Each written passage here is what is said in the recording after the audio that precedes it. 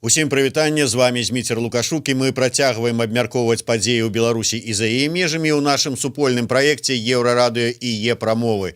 Абмяркоўваць будзем сёння з кіраўніком Цэнтра стратэгічных і знешнепалітычных даследаванняў Арсеніем Сівіцкім. Добрый дзень, Арсеній. Дзень добры, Зміцер. Акурат добрая нагода падвесці вынікі учорашняй сустрэчы Пуціна і Лукашэнкі. Шмат казалі напярэдадні гэтай сустрэчы, чаго ад яе можна чакаць, якіх небяспекаў, і найперш это было звязана з тым, што, маўляў, зараз Лукашенко пастаўлены ў такія умовы і сітуацыя ў краіне і гэтым так званым спробай захопу ўлады, што выканае любыя патрабаванні Расіі.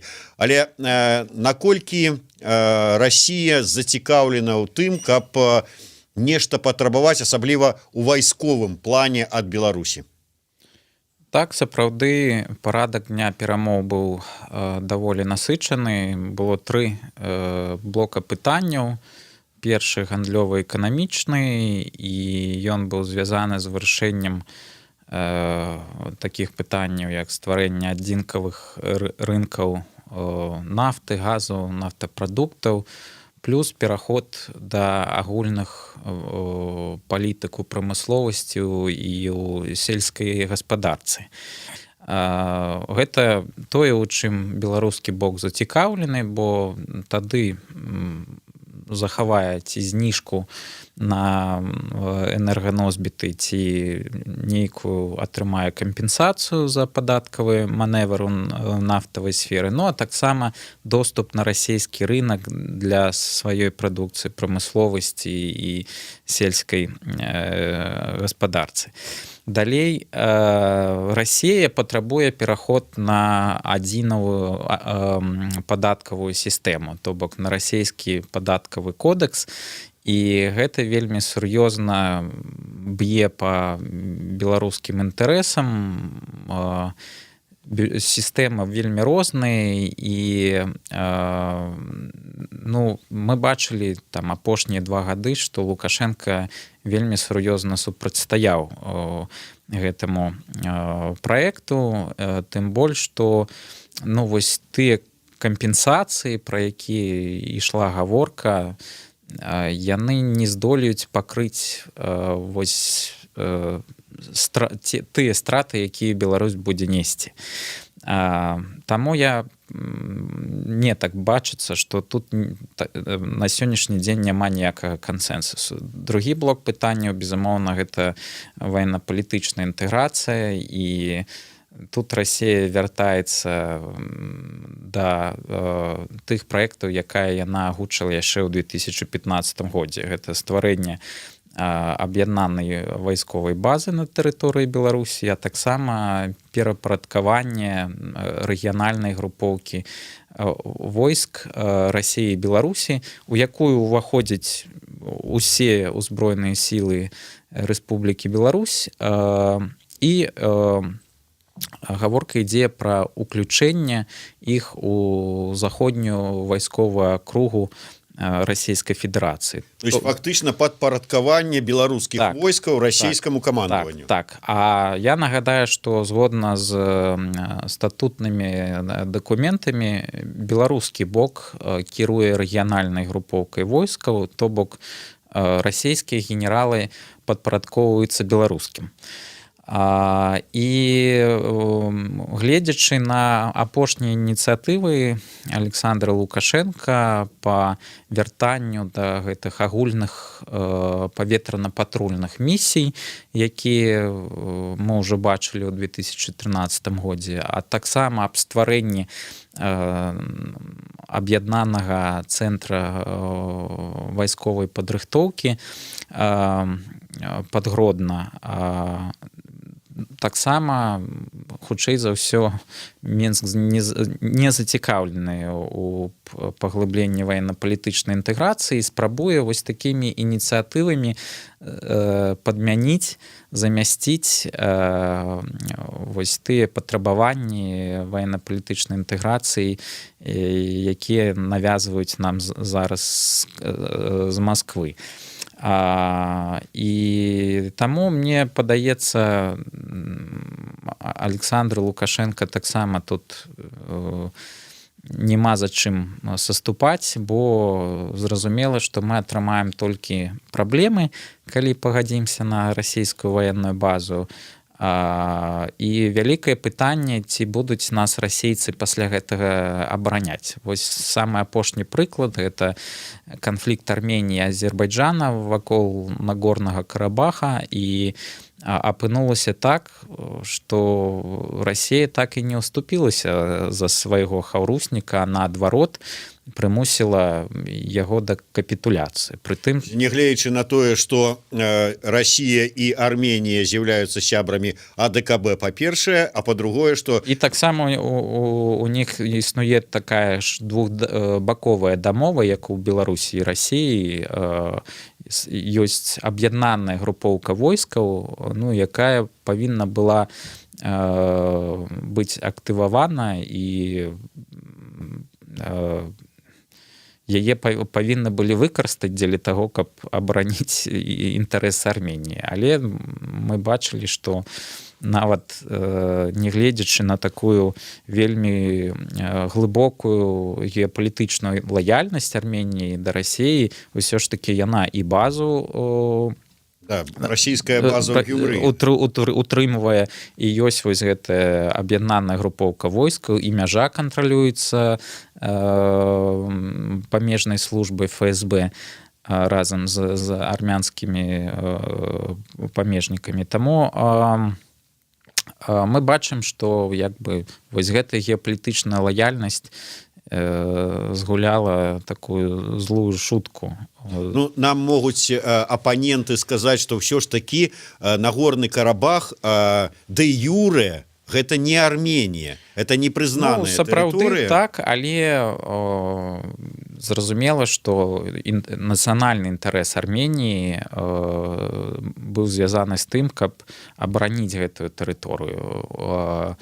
І калі казаць пра нацыянальныя інтарэсы Беларусі ў такім шырокім сэнсе, відавочна, што Расія мае свой тут стратэгічны разлік, калі даб'ецца разгортвання ваеннай прысутнасці, і беларускія нацыянальныя інтарэсы гэта ніяк улічваць не будзе.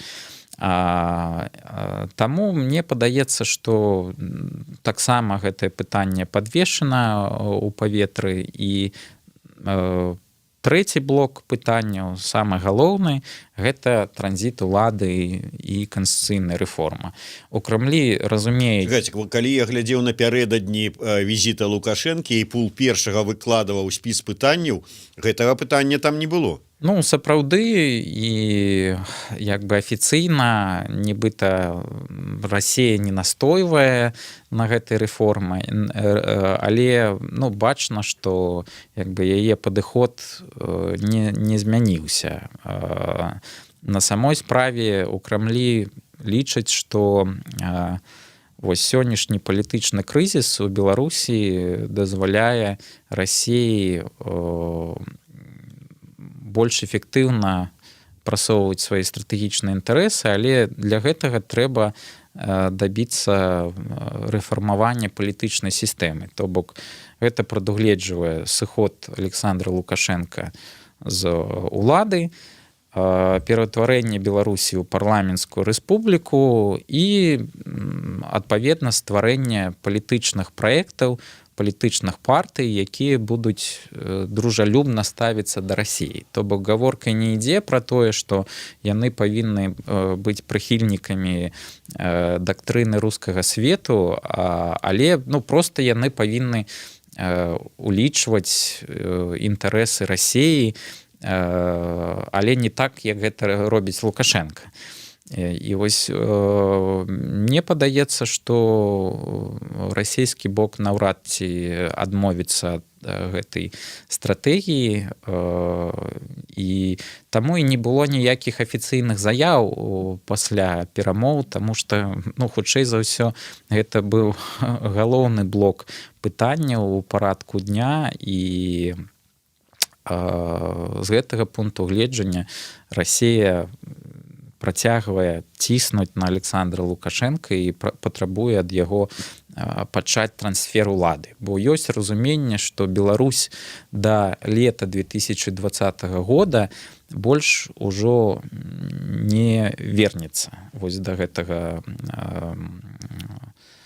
стану. І таму трэба зараз карыстацца палітычным крызісам для прасоўвання сваіх стратэгічных інтарэсаў, пакуль гэтым не скарысталіся іншыя гульцы. Злучаныя Штаты, Кітай, Еўразвяз. Ну, я б казаў, што ў Расіі пакуль усе карты на руках. Дарэчы, вось цікавіцца наш глядач, калі ўжо вот мы загаварылі пра такі шырокі і вялікі ўплыў ці несці спробу ўплыву Расіі на сітуацыю. Арсеній, колькі можа трымацца рэжым з легітымнасцю, якая падтрымліваецца толькі РФ? Мне падаецца, што ўсё будзе залежыць ад санкцыйнага ціску з боку заходніх краін, перш за ўсё з боку Злучаных Штатаў. Чым мацней гэты ціск будзе, тым таксічнее рэжым Александра Лукашенка будзе для міжнароднай супольнасці, у тым ліку і для Расіі. Бо тыя санкцыі, якія будуць уводзіцца, потым пашырацца, яны прадугледжваюць магчымасць таго, што яны будуць уведзены адносна трэціх краін. Калі Расія, напрыклад, будзе падтрымліваць Александра Лукашенка ці там мець нейкія бізнес-стасункі з тымі прадпрыемствамі, якія апынуліся ў санкцыйным лісце. А з-за таго, што сама Расія зараз спрабуе пазбегнуць вось пашырэння санкцый супраць сябе, то наступіць такі момант, калі ну, Крэмль хутчэй за ўсё вырашыць нічога не рабіць, не дапамагаць, таму што гэта можа прывесці да новых санкцый з боку Злучаных Штатаў, напрыклад. Дарэчы, пра санкцыі і асабліва пра Злучаныя Штаты. Віктор Місура пытаецца: заява Джуліі Фішер, што рэжым Лукашэнкі не пратрымаецца доўга. Ці азначае ён гэтая заява, што ЗША будуць пашыраць санкцыі? Так, мне падаецца, што Злучаныя Штаты будуць пашыраць санкцыі. Паводле маіх крыніц ідзе абмеркаванне пашырэння санкцый на Беларусь калій. І гэта звязана з тым, што амерыканскія калійныя кампаніі яны вельмі незадаволены паводзінамі Беларусь калія на міжнародных рынках, дэмпінгам і асабліва вось апошнімі кантрактамі з Кітаем і Індыяй. І больш за тое, зараз Злучаныя Штаты яны як бы фармуюць такую кааліцыю калійную, у тым ліку разам з Канадай. Ёсць чуткі пра тое, што і Расія як бы зацікаўлена у тым, каб супраць Беларусь калію былі ўведзены санкцыі. Таму санкцыі пашырацца будуць пашырацца, і ну, у нас ёсць там, ці у Александра Лукашенка ёсць 45 дзён, ну 40 ужо, каб паспрабаваць гэты сцэнар неяк перагуляць і ўсё ж такі даслаць пэўныя сігналы, меседжы ў Вашынгтон аб сваёй гатоўнасці ўсё ж такі шукаць палітычнае выйсце з вось гэтага крызісу але калі Менск будзе ігнараваць стасункі са Злучанымі Штатамі, безумоўна, санкцыі будуць пашырацца і ўзмацняцца. Дарэчы, вось пра адказ, відаць, на ваш адказ, то есть каментар на ваш адказ з нагоды таго, што вот калі вы казалі, колькі пратрымаецца рэжым пры падтрымцы толькі РФ. Паўночная Карэя пры дапамозе РФ і Кітая трымаецца ўжо некалькі дзесяцігоддзяў. У нас тыя ж самыя спонсары. Мне падаецца, што Беларусь усё ж такі не паўночная Карэя. Мы знаходзімся ў цэнтры Еўропы, а гэта значыць у цэнтры свету. І на жаль, мы вельмі хутка сталі праблемай для такіх сур'ёзных гульцоў, як Еўразвяз і Злучаныя Штаты.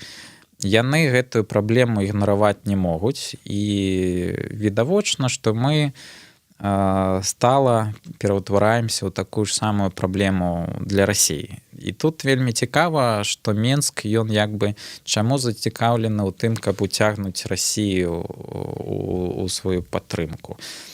Таму што калі беларускія ўлады здолеюць справакаваць Захад на ўвядзенне санкцый супраць Расіі, то гэта, безумоўна, будзе вельмі істотная перамога для Александра Лукашенка, і у Расіі не будзе іншага выйсця, акрамя як працягваць падтрымліваць яго.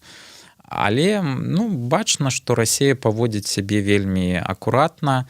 Ніякіх дамоў стратэгічнага характару пасля прэзідэнцкіх выбараў і пачатку крызіса яна не заключае з беларускім бокам, бо у свеце яны проста не будуць прызнаны як легітымнымі. Той же, напрыклад, акт аб правах чалавека, дэмакратыі і суверэнітэце Беларусі, ён таксама закранае тэму паглыбленай інтэграцыі у межах саюзнай дзяржавы. І гаворка ідзе пра тое, што Злучаныя Штаты не будуць прызнаваць гэту інтэграцыю легітымнай, а больш за тое, гэта дае падставу амерыканскаму кіраўніцтву разглядаць паглыбленне інтэграцыі як падрыў суверэнітэту і незалежнасці Беларусі. А гэта таксама вельмі такі эфектыўны інструмент пашырыць ціск на Расію, увесці новыя санкцыі. Таму расійскае кіраўніцтва гэта ўсё разумее, і мне падаецца паводзіць сябе вельмі акуратна. І тым больш, што я пакуль не бачу змены стратэгічнага падыходу. Крэмль па поўнай плануе выкарыстаць гэты палітычны крызіс дзеля таго, каб прымусіць Александра Лукашенка сысці і перадаць уладу новым палітычным гульцам, якія ўзніклі падчас прэзідэнцкай кампаніі і зараз узнікаюць на хвалі палітычнага крызісу. Перш за ўсё, безумоўна, гаворка ідзе пра Віктара Бабарыку, пра яго партыйны праект, і вось пад гэта Расія і намагаецца трансфармаваць палітычную сістэму. Бо з Александром Лукашенко, які канцэнтруе ўсю манаполію ўлады і ад якога залежаць усе тактычныя, стратэгічныя рашэнні ў краіне, Крамлю весці перамовы вельмі складана. І мы бачым на гісторыю гэтых перамоў 26 гадоў Расія не здолела ніводнага свайго стратэгічнага інтарэса тут прасунуць. ні калі ідзе гаворка пра прыватызацыю беларускай прамысловасці, там перш за ўсё нафтавай, калійнай, ВПК і гэтак далей. Базу таксама не здолела там уключыць или перапарадкаваць беларускае войска і спецслужбы, ну, таксама нічога не атрымліваецца. З паглыбленнем інтэграцыі, ну, тая ж самая гісторыя. Але вось калі палітычны ландшафт вельмі сур'ёзна трансфармуецца і, напрыклад, Беларусь стане парламенцкай рэспублікай, то тут ужо пашыраюцца інструменты ўплыву, у тым ліку праз падтрымку тых ці іншых партыйных праектаў. І мы бачылі, як вельмі эфектыўна спадара Віктара Бабарыку раскруцілі за некалькі месяцаў і зрабілі яго самым папулярным праектам. Чаму? Таму што за вось гэтымі праектамі буйныя расійскія карпаратыўныя гульцы, якія маюць вельмі сур'ёзныя фінансавыя і інтэлектуальныя рэсурсы, з якімі, на жаль, беларускі нацыянальны капітал пакуль што спаборнічаць не можа. І ну, вось гэта самы галоўны выклік для Беларусі, для грамадзянскай супольнасці, для нашай палітычнай сістэмы, што па сутнасці гэта будзе такі экспорт дэмакратыі, але ну, мы, беларусы, ўплываць на палітычныя рашэнні наўрад ці будзем, на жаль. Вот цікава, то есть экспорт каляровых рэвалюцый, але не з захаду, а з усходу на тэрыторыі Беларусі. Ну, гэта ж не першы прыклад такі. Калі глядзець, што адбывалася вось у гэтых непрызнаных рэспубліках, у Паўднёвай Асетыі, у Абхазіі на пачатку 2000-х гадоў, Арменія, Грузія, Кыргызстан, лідары гэтых краін сыходзілі са сваіх пастоў пад неверагодным ціскам з боку Расіі.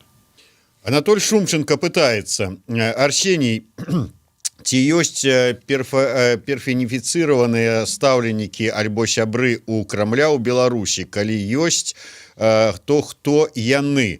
Мне падаецца, вось зараз акцэнтаваў увагу Арсеній на фігуры Віктара Бабарыкі як асноўнага стаўленіка і сябра. Я правы? Ну, я бы казаў, што якраз гаворка ідзе аб тым, каб адысці ад гэтага персаналісцкага ці персаніфіцыйнага падыходу, калі Крэмль павінен мець справы толькі з азначаным колам людзей.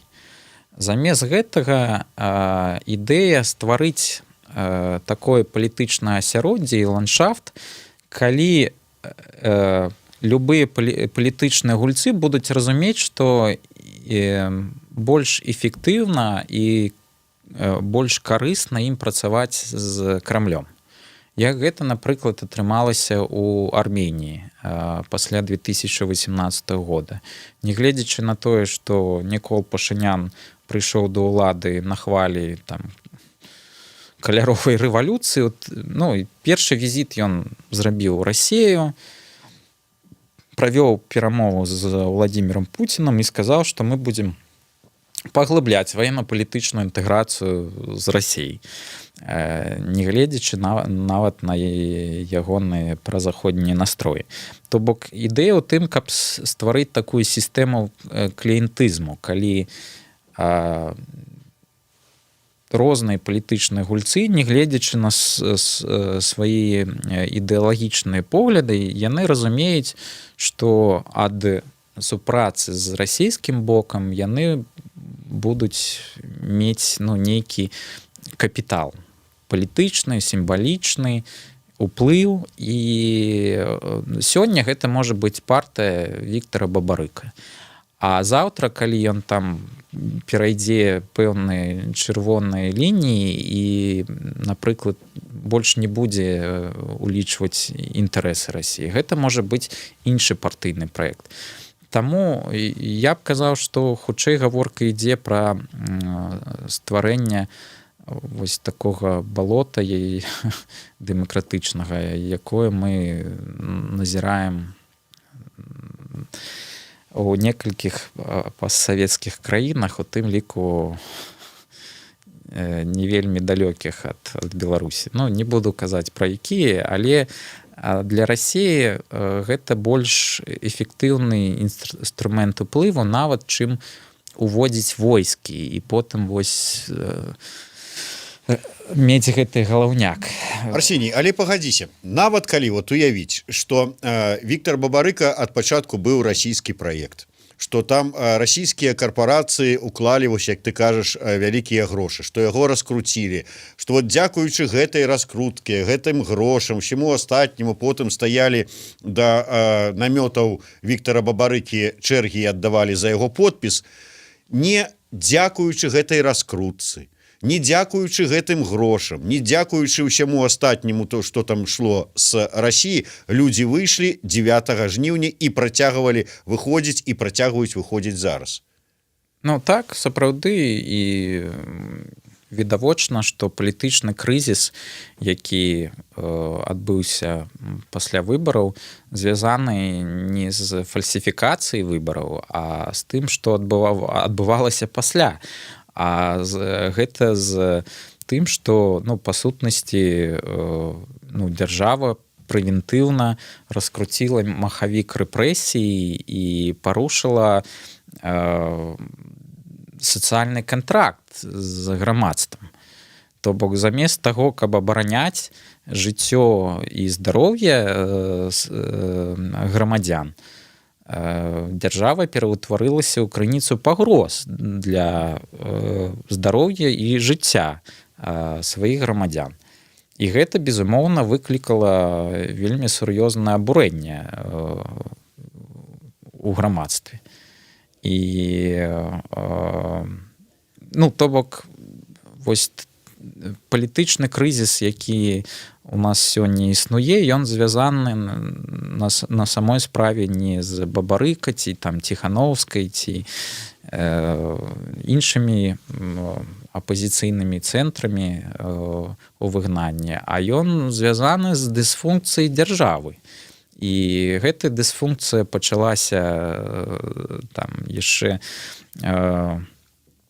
вясной, калі у прошлым годзе, калі пачалася эпідэмія каранавіруса, і дзяржава, ну, рабіла выгляд, што нічога не адбываецца. Але, ну, вось мы чакаем даныя Белстату, каб паглядзець усё ж такі, сколькі мы страцілі з-за гэтага бяздзеяння. І безумоўна, гэта быў такі вельмі сур'ёзны трыгер і росту пратэсных настрояў, а потым, ну, безумоўна, прэзідэнцкія выбары таксама зрабілі свой унёсак у развіццё гэтага крызісу. Але як бы крызіс звязаны з дысфункцыяй дзяржавы. Дзяржава не можа выконваць больш вось той сацыяльны кантракт, на якім грунтавалася ўлада Александра Лукашенка, і які для большай часткі грамадства быў, ну, прымальным.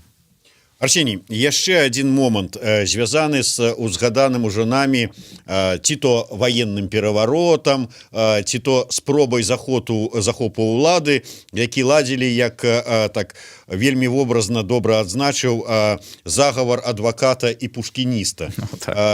Скажы, калі ласка, ўсё ж такі, вось гэты удзел у гэтай аперацыі ФСБ, і потым вот гэтыя раскруткі ФСБ, якое вот мы там зрабілі тое, мы там дапамаглі так. Ці не выглядае зараз ФСБ як гарант нацыянальнай бяспекі ці то Беларусі, ці то Лукашэнкі, і да чаго гэта можа прывесці па выніку? Ну, сапраўды, мне падаецца, што, па-першае, гэтая аператыўная камбінацыя была цалкам распрацавана і рэалізавана расійскімі спецслужбамі. Яны на нейкім этапе, безумоўна, праінфармавалі і падключылі беларускіх калег, але галоўная мэта ці адна з галоўных мэтаў гэтай спецаперацыі была ў тым, каб прадэманстраваць Александру Лукашенко, што яго палітычнае і фізічнае выжыванне залежыць ад расійскіх спецслужбаў, і з гэтага пункту гледжання яны выступаюць гарантам яго бяспекі. І тады як бы зразумела, навошта Расіі патрэбна была гэтая спецаперацыя. Трэба было у тым ліку псіхалагічна націснуць на беларускага кіраўніка, асабліва перад перамовамі з Владзімірам Пуцінам у Сочы. Ну і таксама даслаць яму такі сігнал, што вось зараз мы выкрылі змову, а у наступны раз можа і не будзем, як бы калі Александр Лукашенко прадоўжыць супраціўляцца ўсім гэтым сцэнарам, там ці гэта інтэграцыя эканамічная, ці ваенна-палітычная, ці канстытуцыйная рэформа. То бок тут быў хутчэй такі кантэкст. І гэта быў, безумоўна, месседж, перш за ўсё, Александра Лукашенко. У меня няма сумнёваў, што ніякіх беларускіх апазіцыйна настроеных генералаў не існуе, і спадар Зянковіч і Федута ездзілі ў Маскву размаўляць з расійскімі сілавікамі. І, як бы гісторыя таксама вельмі простая. Адразу пасля палітычнага крызісу у Маскве ўзнік адзін з цэнтраў апазіцыі. Валер Цепкала туды пераехаў. Валер Цепкала ў Рызе, наколькі я ведаю. А потым ён паехаў ва Ўкраіну, а з Украіны ўжо перамясціўся ў Латвію. Ён анансаваў стварэнне камітэта народнага вызвалення, і гэты камітэт падтрымаў у тым ліку Дмітрый Мазепін, расійскі алігарх, які валодае Уралхімам і Уралкаліем, і які зацікаўлены ў тым, каб прыбраць да рук Беларусь-Калій. І гэта не проста гуртаванне прадстаўнікоў беларускай грамадскай супольнасці ці палітыкаў, але ў тым ліку праводзяцца кансультацыі і з топавымі былымі і дзейнічымі беларускімі чыноўнікамі, якія знаходзяцца ў Расіі. Але ввогуле мне падаецца дзіўным... І таму як бы хутчэй за ўсё вось гэтая група, яна магла наняць спадара Федуту і Зінковіча як нейкіх палітычных кансультантаў, якія павінны былі у тым ліку распрацаваць там пэўныя сцэнары.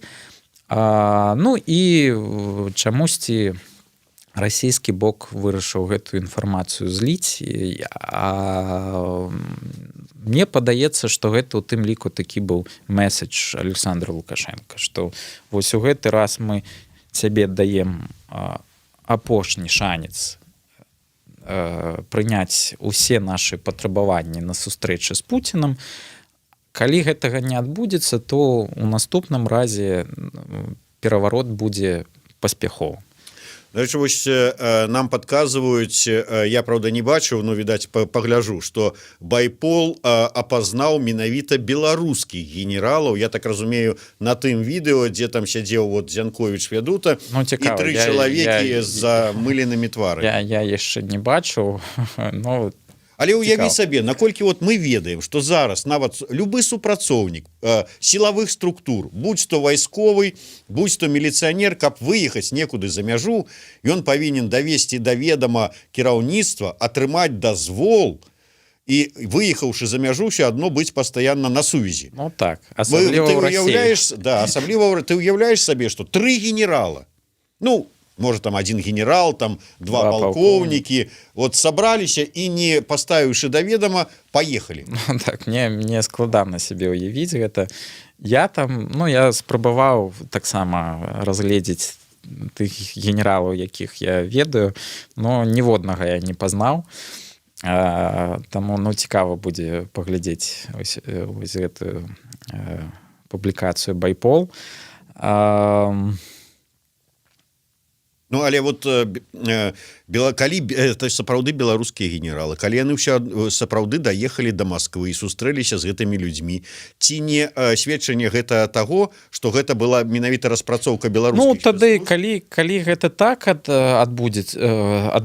атрымаецца, тады так, это была распрацоўка беларускіх спецслужбаў, але калі паглядзець вось на гэтую рознагалосіцу у версіях беларускага боку і расійскага боку, то, ну, хутчэй за ўсё атрымліваецца тое, што хтосьці хлусіць, па-першае, па-другое, што як бы расейцы даводзілі інфармацыю порцыямі да беларускіх калегаў, і таму як бы так атрымалася, што больш інфарматыўнымі былі рэпартажы у расійскіх сродках масавай інфармацыі, чым у беларускіх. Зразумела. Дзякуй вялікі. На жаль, трэба развітвацца. Дзякуй вялікі, Арсеній. У любым выпадку шмат тэмаў для далейшых развагаў мы сёння атрымалі. Арсеній Сівіцкі, Зміцер Лукашук у сумесным праекце Еўрарадыё і Е-прамовы.